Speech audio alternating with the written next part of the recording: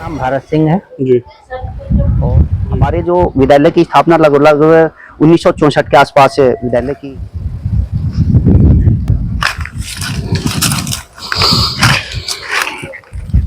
अभी हम हैं कॉलोनी के बाल सदन स्कूल में। यहाँ पे जो है हमारे भाई आशीष जुआल जी पढ़ाई करते थे, कभी पढ़ने आते थे यहाँ। तो आशीष भाई, क्या यादें जुड़ी हुई आपकी इस बाल सदन से? इस स्कूल का नाम है रामगंगा बाल सदन नर्सरी स्कूल कालागढ़। नमस्कार दोस्तों, मैं नीलगी स्वागत करता हूँ आप सभी का आपके चैनल द नेगी के कालागढ़ कॉलोनी के भूली बुसरी विरासत के पार्ट 2 में। पिछले भाग में आपने देखा कि यहाँ के स्कूल्स जो हैं वो धीरे धीरे में स्टूडेंट्स की कमी होती जा रही है। कुछ स्कूल्स जो है बंद हो चुके हैं और कुछ स्कूल जो है बंद होने की कगार पे हैं। आज के एपिसोड में हम देखेंगे यहाँ के जो बैंक्स थे उनकी क्या कंडीशन है, अस्पताल जो यहाँ पे हैं उनकी क्या कंडीशन है। साथ ही जो हम देखेंगे कि यहाँ पे जो इनके बाजार जो यहाँ पे लगा करते थे उनकी क्या कंडीशन है, और यहाँ पे जो पार्क और हेलीपैड है उनकी क्या कंडीशन है। तो चलिए कंटिन्यू करते हैं आज का ब्लॉग। भाई ये है पुरानी गैस एजेंसी। तो यहाँ से जो है बहुत से भिक्का वाले के लोगों ने भी जो है गैस जो है ली होगी, और ये काउंटर है, यहाँ से जो है पासबुक दे करके जो है इस काउंटर से जो गैस बुक पास कराई होगी। और ये जो है पुराना गैस एजेंसी है।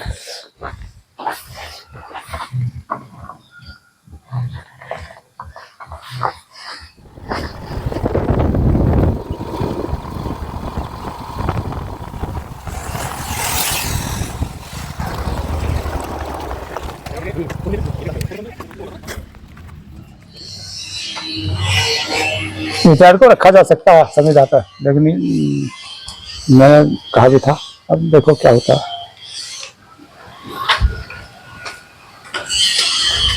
अभी हमारे साथ हैं retired doctor CP Singh ji, जो कि यहाँ पे कार्यरत थे रामगंगा परियोजना चिकित्सालय में। तो सर, अब जो चिकित्सालय है इसमें पहले क्या सुविधाएं थी और अब क्या है? देखिए, मेरा नाम डॉक्टर सीपी सिंह है, मैं डिप्लोमा फार्मासिस्ट हूँ था यहाँ जी। और यहाँ मैं 28/10/1965 से 28 अक्टूबर 1965 से मैं कार्यरत था जी। और यहाँ पर ये पोजीशन थी, यहाँ पर कोई आसपास में हॉस्पिटल नहीं था। ग्रामीण क्षेत्र के और यहाँ कालागढ़ के निवासी कई लाखों आदमी कर्मचारी थे उस समय जब निर्मित हो रहा था जी। तो ये हॉस्पिटल तभी से चल रहा है। यहाँ सुप्रिंटेंडेंट पोस्ट भी थी और कम से कम 5 डॉक्टर रहते थे। महिला डॉक्टर भी थी, महिला डॉक्टर भी थी और सर्जन भी थे, हड्डी रोग विशेषज्ञ भी थे और फिजिशियन भी थे। तो और यहाँ पर हम लोग फार्मासिस्ट 10 थे। 10 फार्मासिस्ट थे यहाँ जी। और उसके अतिरिक्त 20 फार्मासिस्ट हमारे डैम पे थे, वो अनट्रेंड थे। हम लोगों ने ट्रेनिंग दी है हॉस्पिटल में। और वहाँ पे अलग अलग जहाँ में यह वक्त चल रहा था वहाँ पे वो देखते थे, वहाँ पे छोटी मोटी बीमारी को लगभग कितने लोगों का स्टाफ रहा होगा उस टाइम इसमें? यहाँ हम इस हॉस्पिटल में 65 आदमी थे पहले। 65 लोगों का स्टाफ सुप्रीम पोस्ट थी यहाँ। सर्जन थे, महिला चिकित्सा। और यहाँ पे मैंने सुना है कि उस टाइम उस जमाने में पोस्टमार्टम भी हुआ करता था यहाँ पे। नहीं, पोस्टमार्टम नहीं होता था जी। यहाँ पे हम लोग मेडिकल लीगल वगैरह होते थे, सारे सर्जन थे, तो यहाँ सारे जितने ऑपरेशन होते थे सब यहीं हो जाते थे, कहीं हमें भेजने की जरूरत नहीं होती थी। यहाँ तक कि डिलीवरी भी यहीं हो जाती थी, हमारा लेबर राग से बना हुआ था जी। और यहाँ पर सारी सुविधाएं थी उपलब्ध जो होनी चाहिए। सक्सेस मशीन थी हमारे ऑपरेशन में, विशेष ऑपरेशन टेबल, थिएटर में एक टेबल होती है हमारी सर्जन की, तो वो भी थी यहाँ। मतलब पूरी सुविधाएं थी। हम लोगों को मरीज को विशेष परिस्थितियों में ही हम बाहर भेजते थे, वरना सब सारे इलाज ही हो जाते थे। तो तब में और अब में क्या अंतर है? अब तो कुछ जीरो है, हॉस्पिटल में है ही नहीं कोई, कोई स्टाफ नहीं है, एक आदमी भी नहीं है। कर्मचारी वार्ड बॉय हमारा या चौकीदार है यहाँ, बस उसके बाद कोई नहीं है। डॉक्टर कोई नहीं बैठा, कोई फार्मासिस्ट। हाँ, कई बार मैंने कहा भी उनके साथ रख लो, मैं संविदा पे काम करने को तैयार हूँ, लेकिन बस उन्होंने सोचा पे कौन देगा, आप दोगे। मेरी बात हुई थी अभी एक महीने यहाँ पे तो सरकार का निरस जो है रवैया है। हाँ, सरकार यहाँ नहीं चाह रही है कि ये हॉस्पिटल चालू हो जी, क्योंकि यहाँ पे बहुत पहले जब एक अगर सरकार को एक आज की डेट में नया हॉस्पिटल बनाना हो तो लगभग कितनी लागत आएगी ये सब अरेंजमेंट? करोड़ रुपया चाहिए कुछ, करोड़ रुपए चाहिए। करोड़ रुपया चाहिए। तो जो यहाँ पे बिल्डिंग खड़ी है इसको मेंटेन करने में तो कुछ भी नहीं लगेगा ना, कुछ नहीं, सब कुछ है। और बल्कि यहाँ का, अब मैं क्या बोलूँ, यहाँ का जो कुछ विशेष सामान था वो भी शायद इन्होंने यहाँ से निकाल कर कहीं कर दिया है, इधर उधर, या नीलाम कर दिया कुछ, जी। जैसा जानकारी मिली है। ठीक सर, आप जो है सरकार को जो है क्या मैसेज देना चाहते हैं? मैं तो यही कहूँगा सरकार से कि ये इस हॉस्पिटल को चालू रखा जावे, यहाँ की जनता के लिए सुविधा हुए, यहाँ पे जो स्टाफ रखा जावे, चाहे संविदा पे रखा जावे, और ये संचालित हो जाए, ताकि यहाँ की आसपास में यहाँ से मेरे ख्याल से अच्छा अस्पताल जो है काशीपुर पड़ता है या बिजनौर पड़ता है। ये अगर अस्पताल चालू हो जाएगा, इतनी अच्छी बिल्डिंग है, इसको मेंटेन करी जावे तो बहुत ही अच्छा रहेगा, ताकि यहाँ की जनता को सुविधा मिलती रहे, ग्रामीण क्षेत्रों को सुविधा मिलती रहे। सर बहुत बहुत धन्यवाद, आपने जो हमें अपनी इतनी 33 बेड का था, 33 बेड का था, 33 बेड्स का था, मतलब सुप्रीटेंडेंट पोस्ट थी। हाँ जी जी। एम्बुलेंस थी, हाँ ड्राइवर था, क्लीनर था उसमें हमारे। तो हम जो है सीपी सिंह जी का जो है बहुत बहुत धन्यवाद करते हैं कि उन्होंने जो है इतनी इन्फॉर्मेशन हमें दी। धन्यवाद सर आपका।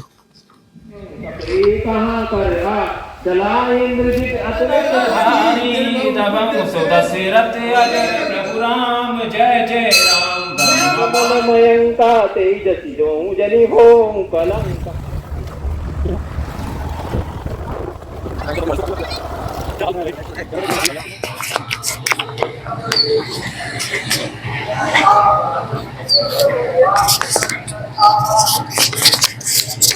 अभी हमारे साथ जो है साकिर भाई हैं, जो कि यहीं कॉलोनी में रहते हैं मार्केट में।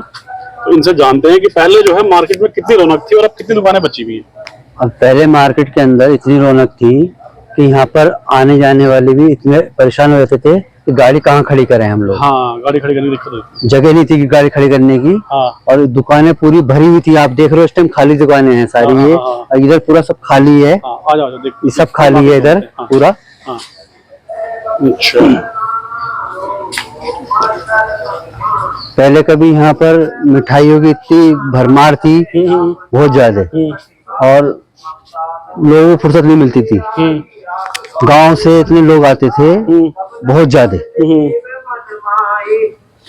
अब ये देखो सुनसान है पूरी,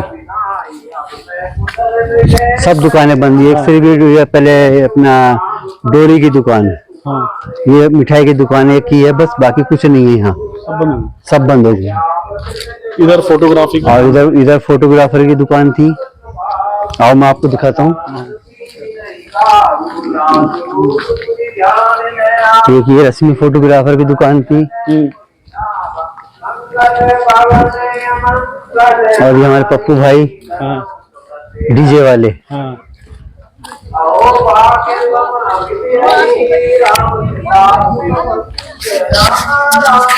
सामने फोटो खिंचाने जाया करते थे, सामने फोटो खिंचाते थे। यहाँ हम लोग खेलते थे, यहाँ हमने मैदान बनाया था पूरा, फुटबॉल का मैदान बनाया था यहाँ पर। और ये हमारा स्कूल था इसके बराबर में आगे, और ये गुरुद्वारा उसके आगे मंदिर। अच्छा, सामने गुरुद्वारा भी है, मंदिर भी है, दोनों चीजें। मस्जिद जो है वो हेडल में है। अच्छा, हेडल में बनी है। हाँ, वो हेडल में मस्जिद बनी है। यहाँ मंदिर गुरुद्वारा जो है दोनों आमने सामने हैं, और जो मस्जिद जो है वो हेडल में है। तो हमें तो पूरी याद है, हम यहाँ फोटो खिंचवाने आया करते थे, फोटो खींचते थे यहाँ। हाँ, पूरा आप देखो, तुम पूरा जंगल बना दिया है। ये माहेश्वरी फोटो स्टूडियो। हाँ, ये माहेश्वरी फोटो स्टूडियो। अब जो है ये माहेश्वरी फोटो स्टूडियो था यहाँ पे। हाँ। अच्छा, ये बताओ कि ये वो है आजकल जो है दुकानों को किस प्रकार की समस्याओं का सामना करना पड़ रहा है? अब दुकानदारों को ये परेशानी, क्योंकि यहाँ पे पब्लिक नहीं रही है। हाँ। अभी पब्लिक जहाँ नहीं रहेगी तो फिर इसके बाद में क्या होगा कि फिर उसके कारोबार नहीं बढ़ेगा। हाँ। है, जब जंगल ही पूरा बना दिया है, टाइगर आ रहा है, जानवर आ रहे हैं, पब्लिक नहीं है, कोई कारोबार नहीं है, तो फिर दुकानदार भी बेचारा परेशान है। बिल्कुल, ये सब दोनों की मार पड़ी यहाँ पे, दोनों की मार पड़ी है। ऑनलाइन मार्केट भी नहीं है, कुछ नहीं है। मतलब लोग ऑनलाइन भी मंगाना शुरू कर दिया लोगों ने। ऑनलाइन आता नहीं ना यहाँ तक, यहाँ तो नहीं कोरियर नहीं आता यहाँ तो। अच्छा, कोरियर अगर आएगा तो नीचे कालागढ़ तक, अच्छा, कालागढ़ से वापस। यहाँ के लोगों को मार्केट करने कहाँ जाना पड़ेगा? अब वो मार्केट करने जाते हैं, अफजलगढ़ जाते हैं, नीचे कालागढ़ जाते हैं, या बिक्का वाले।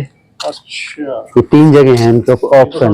ये सबसे बड़ा बाजार था। हाँ, बाकी मेन बाजार यही था, क्योंकि बिक्का वाले भी सब इधर ही आते थे, कल्लू वाले, मुरली वाले, कोई बार था यहाँ बाजार का जिसमें ज्यादा पर्टिकुलर भीड़ होती थी? बाजार थे, एक बुध का बाजार था यहाँ पे। यहाँ पर। बस रेगुलर मार्केट थी तो। हाँ, बुध का बाजार था। हाँ, 365 दिन मार्केट ही पूरी थी।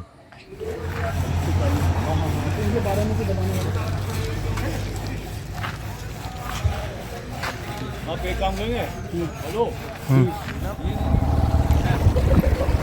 लाइट भी कम हो गई, लाइट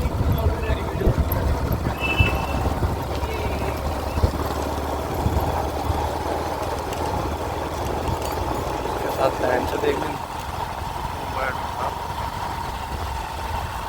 वो भी भाई की दुकान की है यहाँ पे ना जब करनी चाहिए तब नहीं करी ना, जब ढल रही थी मार्केट, जब है।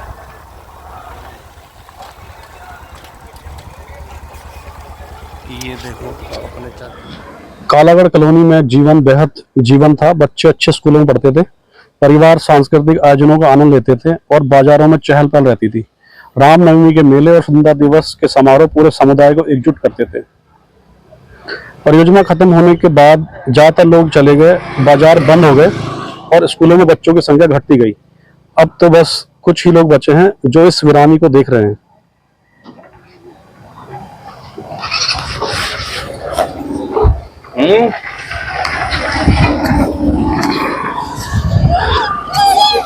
अभी हमारे साथ जो हैं संजय कुमार सैनी जी हैं, जो यहाँ के लोकल निवासी हैं, तो उनसे जानते हैं यहाँ के बस स्टैंड के बारे में। सर, यहाँ पे एक बस स्टैंड हुआ करता था। हाँ जी, हाँ जी। जो यहाँ से जो है सभी जगह की बसें चलती थी। जी जी जी और बहुत से यात्री जो है यहाँ से उसका लाभ लेते थे। जी जी जी। तो अभी क्या स्थिति है बाजार की? अभी बस स्टैंड की स्थिति यह है कि यहाँ पर बस ना के बराबर है। हाँ। पहले कभी जो यहाँ से पहली बस कभी डीटीसी की चलती थी दिल्ली के लिए 5 बजे सुबह, तो उससे मैं भी कभी दिल्ली जाया करता तो उसी पहली बस पकड़ के जाया करता था। उसके बाद यहाँ पर जो था बरेली डिपो की बस मिलती थी, बरेली के लिए, मुरादाबाद के लिए, देहरादून के लिए, हरिद्वार के लिए, सहारनपुर के लिए, सभी तरह की जगह की बस मिलती थी। बिजनौर, मेरठ, दिल्ली की अगिनत बसें हुआ करती थी कभी। तो आज की स्थिति यह है कि यहाँ पर बस ना के बराबर है। पहले प्राइवेट बस का यहाँ परिचालन हुआ करता था, तो प्राइवेट बस तो अब जो है बिल्कुल आना ही बंद हो गई है अब जड़ से इधर। और ये जो पहले कोविड का टाइम आया था, जो पूरे दुनिया के लिए मैं तो कहूंगा कि बहुत ही एक भयावह और डरावना था। तो उस समय क्या हुआ कि जो बसें थी सीमा क्षेत्र था यूपी उत्तरांचल का, नीचे इस्लाम नगर जिला बिजनौर उत्तर प्रदेश का, तो वहां से जो बसें हैं वहां संचालन इन्होंने वहां पर रोक दिया बसों का, कि वो बॉर्डर आ गया उत्तरांचल का कॉलोनी का, तो वहां पर रोक दिया। तो तब से इनकी मोनोपोली हो गई है। सारे जो डिपोज हैं या कंडक्टर ड्राइवर हैं, मैं तो सभी को कहूंगा कि उनकी जो मोनोपोली हो गई कि हमें वहां कॉलोनी जाना ही नहीं है।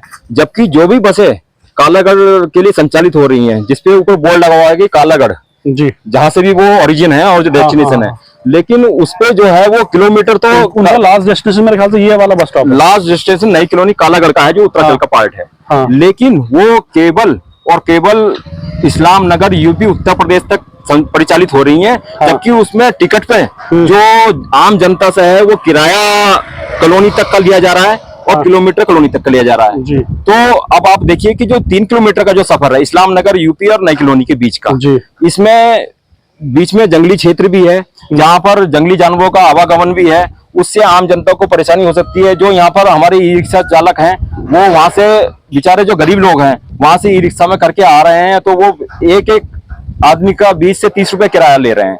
अब आप सोचिए कि जो परिवार बेचारा गरीब है, जो एक मतलब ये प्रशासन द्वारा जो है इनका स्टैंड बदला गया है या नहीं, ये प्रशासन जो ड्राइवर कंडक्टर है अपनी मर्जी से वही प्रशासन का कोई इसमें वो नहीं है। ये केवल कंडक्टर और ड्राइवर की मोनोपोली है, क्योंकि जो अधिकतर जो कमा रहे कंडक्टर ड्राइवर हैं बस के डिपो में जो परिचालित है, तो वो केवल और आसपास के गांव के क्षेत्र के हैं, जो केवल वहां से 3 किलोमीटर पहले रोक करके अपने गांव क्षेत्र ले जाते हैं। वो पेट्रोल यहाँ का ना करके वो अपने गांव ले जाते हैं। मैं तो सीधी सीधी ये भी कहूंगा, जो बिल्कुल साफ बात है।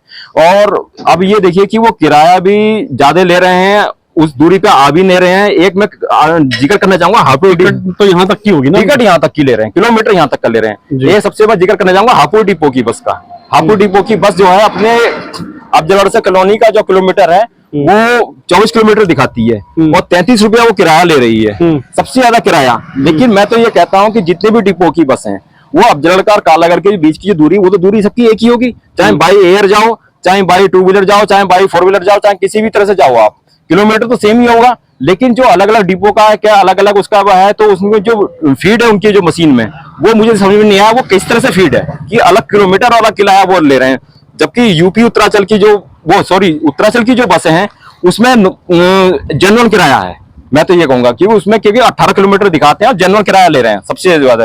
और आज भी हमारी उत्तरांचल की जो बसें हैं वो नई कॉलोनी यहाँ तक आ रही हैं, संचालित हो रही हैं यहाँ तक। मैं उनका अपने उत्तरांचल की सभी कंडक्टर बसों ड्राइवरों का मैं आप उनका साइड धन्यवाद देना चाहूंगा, जो बेचारे वो आम पब्लिक की जनता की समस्याओं को समझते हुए वो कॉलोनी तक का परिचालन कर रहे हैं बस का। और आज देखिए कि इस्लाम नगर उत्तर प्रदेश जो बिजनौर जिला बिजनौर में पड़ता है, वहां से सारी बसें परिचालित हो रही हैं, आवागमन वहीं से हो रहा है।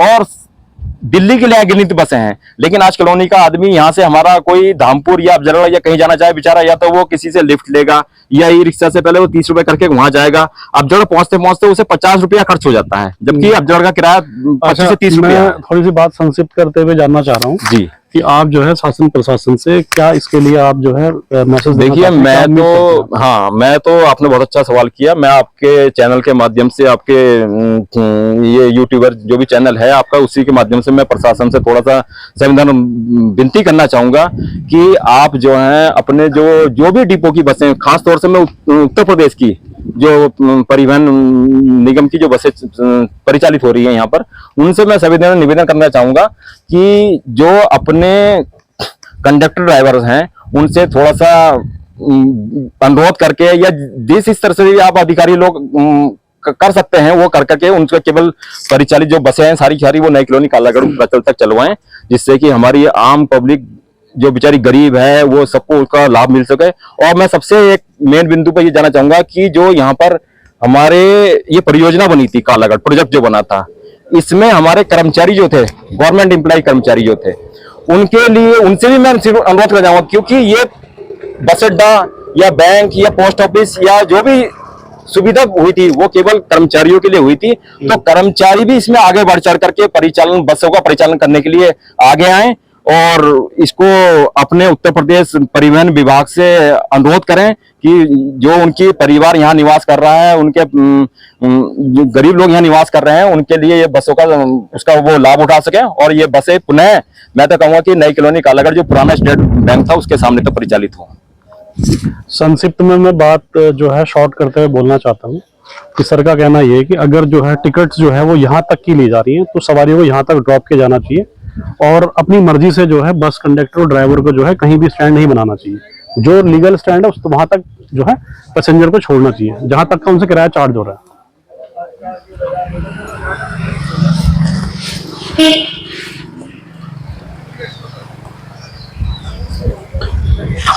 अभी हमारे साथ हैं जगमोहन सैनी जी, जो यहाँ के लोकल निवासी हैं। जगमोहन सैनी जी, आप हमें बताइए कि यहाँ पे एक SBI बैंक था पहले और यहाँ पे जो है बहुत से लोग जो है बैंक के खाते यहाँ पे खुले हुए थे और सभी लोग यहाँ से लाभ लिया करते थे बैंकिंग का। तो अब क्या स्थिति है यहाँ पे? सर स्थिति तो यह है, आप तो अब स्थिति देख ही सकते हैं सर। 1962 में रामगंगा परियोजना शुरू होने पर कर्मचारी को सुविधा के लिए SBI बैंक खोला गया था, हमारा भारतीय स्टेट बैंक, ताकि कर्मचारियों को लेन देन संबंधी सुविधा मिलती रहे और नुकसान ना हो। आज की स्थिति यह है, कर्मचारियों को पैसा निकालने के लिए भिक्का बाना जाना पड़ता है। वो कैसे छुट्टी लेते हैं, कैसे पैसे निकालते हैं, इतनी दूर जाना पड़ता है और जिससे उन्हें काफी कठिनाइयां होती हैं। और इसमें सिंचाई विभाग द्वारा ऐसा प्रयास नहीं करा गया कि इस बैंक को बचाने के लिए, रोकने के लिए उनको प्रयास करना चाहिए था, पर उनके द्वारा प्रयास नहीं करा गया। मैं ये कहना चाहता हूँ कि जैसे कि रामनगर क्षेत्र को सरकार डेवलप कर रही है, इस क्षेत्र को भी डेवलप करना चाहिए था, ताकि यहाँ के स्थानीय जो नागरिक हैं उनको अच्छी सुविधा मिले और यहाँ का डेवलप बढ़े। बस मैं सर यही कहना चाहता हूँ कि आज के समय में कालागढ़ की स्थिति पूरी खराब हो रही है। कालागढ़ एक बहुत अच्छी जगह थी और बहुत बढ़िया जगह थी। ठीक। मित्रों, सामने का जो दृश्य आप देख रहे हैं नई कॉलोनी कालागढ़ का बुधवार का बाजार है किसी ज़माने में यह बाज़ार स्टेट बैंक से लेकर ये सामने जो आप रोड देख रहे हैं, यहाँ से जहाँ तक आपकी नज़र जा रही है वहाँ तक जो है कि लगा होता था। बाहर से भी दूर दूर से व्यापारी, सब्जी वाले, परचून वाले, दैनिक उपभोग का सामान यहाँ जो है कि बेचने आया करते थे और बहुत बड़ा बाज़ार लगता था। लेकिन वर्तमान में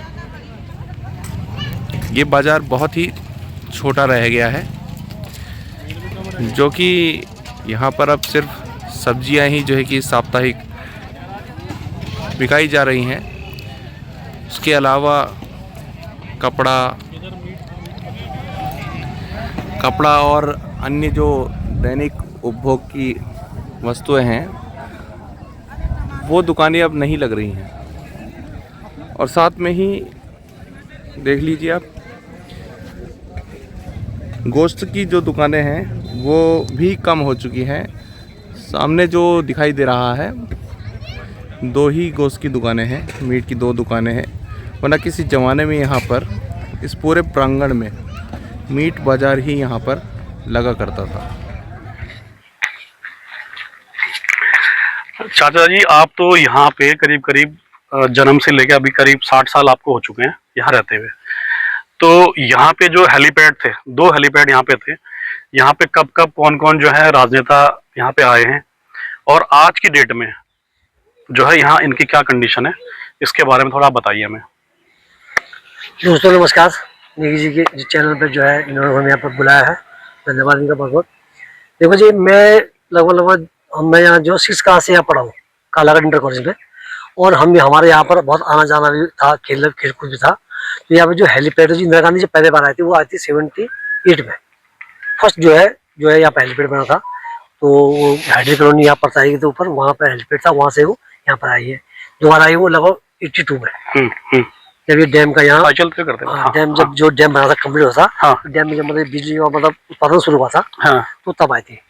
और इतना बढ़िया था कालागढ़ को देखने के लिए लोग तरसते थे। ये मैं कहा से गाँव का इंडिया के अंदर कोई जगह है बढ़िया तो कालागढ़ है जी। यहाँ का सौंदर्यकरण बहुत बढ़िया था, यहाँ डैम इतना बढ़िया था, डैम के अंदर पार्किंग बहुत बढ़िया थी, फूल उद्यान था बहुत बढ़िया। उद्यान के अंदर अभी भी आज भी है, लेकिन उसमें क्या किया फुलवाड़ी नहीं है, क्योंकि जैसे जैसे मतलब योजनाएं समाप्त होती गई, यहाँ पे जो है अधिकारियों ने यहाँ पे कोई जो है पहल भी नहीं करी। अधिकारी मतलब इस कालागढ़ के डैम के प्रति जो निष्क्रिय होते गए, और आज भी कंडीशन है यहाँ पे जो हेलीपैड है। ये जो स्टेज है, तो स्टेज में ही मेरे ख्याल से यहाँ से भाषण दिया गया था इंदिरा गांधी के द्वारा। इंदिरा गांधी ने जो स्टेज है इसमें चली थी वो व्हाइट, वो सफेद धोती में थी, बहुत सुंदर लग रही थी। अच्छा, जब आए थे बहुत ही इतनी प्यार लग रही थी। तो आप आए थे भाषण सुनने उस टाइम? हाँ, बिल्कुल आए थे। और देखते हमने कहा कि मतलब बिल्कुल मतलब जो थी इंदिरा गांधी जो थी ना, मतलब लोग कह रहे क्या सोच। तो जब वीपी गिरी जी आए थे हमारे इधर कालागढ़ क्षेत्र में, तो उस टाइम वो कहाँ उतरे थे? वो भी यहीं उतरे थे? वो भी यहीं उतरे थे, वो हेलीपैड में उतरे थे। अच्छा। उसके बाद आए थे यहाँ पर मुख्यमंत्री थे वीर बहादुर सिंह जी, वो भी आए थे यहाँ पर जी, वो भी यहीं पे आए थे। ये था एक वर्चार में था, यहाँ पे वर्चार में 2 हेलीपैड थे। तो आज की डेट में क्या कंडीशन है हेलीपैड? बिल्कुल इनकी कोई जो है इनकी देख रेख नहीं है, बिल्कुल मतलब जो है समझ छीन ही दशा में खत्म हो गई, मतलब कोई अभी कोई इसमें आवाजाही नहीं है। आवाजाही नहीं है। ये जो आज ग्राउंड है, ग्राउंड इतना प्यारा ग्राउंड था। ग्राउंड में जो बहुत बड़े इंटरनेशनल मतलब स्टेट लेवल के टूर्नामेंट होते थे, फुटबॉल के होते थे, क्रिकेट होते थे, और ये जो है हॉकी होती थी बहुत बढ़िया। और ये सामने रामला ग्राउंड है, दशहरा इसमें हुआ करता था। दशहरा अभी भी होता है दशहरा, पर अभी थोड़ा अब नहीं, अब तो छूट चुका है। तो ये सामने होली का ये उसका रामलीला का मंच था, बहुत बढ़िया, बहुत ही बढ़िया रामलीला होती थी। अच्छा। और कालागढ़ में जब हमें याद है कि समझ लो कि 81, 82, 83 में यहाँ पर रामलीला जो है 5 बार रामलीला होती थी कालागढ़ में। अच्छा। हाइड्रेन वाला होती थी, यहाँ पे होती थी, वर्चार में होती थी, कालागढ़ में होती थी। और यहाँ पे वो है एजो क्लब, वहाँ पे होती थी। इतनी रामलीला होती थी, यहाँ पर बहुत भीड़ होती थी, गाँव से कागड़ाबाद तक के लोग और कलवाल तक लोग यहाँ पे थे। अच्छा। इतना बढ़िया लगता था कि मतलब जो है हम लोग कहते थे कि कालागढ़ जाना भाई, मतलब बहुत मतलब मन में बहुत जिज्ञासा रहती थी कि ये चीज देखना है, दशहरा देखना है, ये बहुत बढ़िया था। लेकिन आज जो स्थिति देख रहे हैं, हमें खुद वो दिन याद आ रहे हैं जब हम यहाँ आते थे, हम यहाँ खेलते थे, बड़ा अच्छा लगता था। आज देख के बड़ा मतलब मन बड़ा भाव गया मतलब, यार इतना मतलब ये स्थिति है। यहाँ पे कराई ज्योति स्कूल थी, यहाँ पे स्कूल थी कराई ज्योति, बहुत बढ़िया स्कूल थी, बच्चे बहुत बड़े, यहाँ बच्चे पढ़े इंग्लिश मीडियम थी उस जमाने में, समझ लो 80 के लगभग पता है, 82 83 में जी। वो भी जो है टूट चुकी है। फिर यहाँ पर गैस गोदाम बना, यहाँ पर थाना था, इधर यहाँ पे जो है वो ये हैंडलिंग का यहाँ पर ऑफिस है, SCO का ऑफिस था, सब टूट चुका है। पर ये कि मतलब ये अधिकारियों की कमी है, ये शासन की कमी है कि शासन मतलब क्या चाहता है। अब जो वन विभाग अलग है, ये जो लीज पे लिया था, ये क्या चाहता है लीज जाने, इसके बारे में ज्यादा जानकारी नहीं है। लेकिन अब जब योजना खत्म होती गई, ये जो है हैंड ओवर करते गए विभाग, और आज बहुत तेज स्थिति है कालागढ़ की। बैंक था, कोई एडवाइस अगर आप गवर्नमेंट को करना चाह रहे हैं? हाँ, एडवाइस भी करना चाहते हैं गवर्नमेंट, क्योंकि देखो जी एक तो यहाँ स्थिति ये है कि जो अभी देखो करंट में देखो यहाँ जो जानवर बहुत हो चुका है, जानवर जो है बिल्कुल गाँव में आने लग गया, भिक्कावाला बिल्कुल नियरेस्ट है, मीरापुर नियरेस्ट है, और इधर लाल बाग है, मालोनी है, ये लोगों को बहुत खतरा है। मैं ये शासन से यही करूँ, अनुरोध चाहता हूँ कि इन लोगों की सेफ्टी की जाए, विभाग चाहे इनमें दीवार बनाए, चाहे सोलर फेंसिंग करे, कुछ ना कुछ करे, गाँव के प्रति आने वाला समय बहुत मतलब विकट होने वाला है, जो कि ये क्षेत्र जो है मतलब यहाँ पर जंगली जानवरों से सुरक्षित रह पाएगा।